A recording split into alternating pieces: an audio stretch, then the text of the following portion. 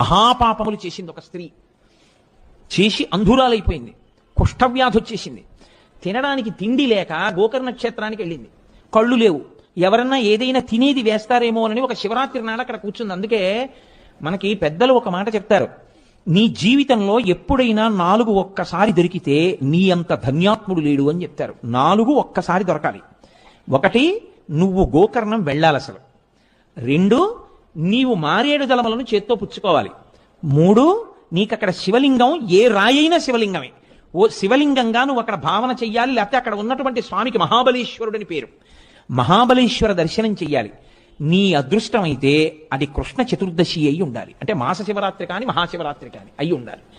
ఈ 4 కానీ ఎప్పుడైనా జీవితంలో దొరికితే వాడు ఈ మారేడు దళాన్ని గోకర్ణంలో ఒక రాయి మీద వేసినా వాడు మోక్షాన్ని పొందేస్తాడు.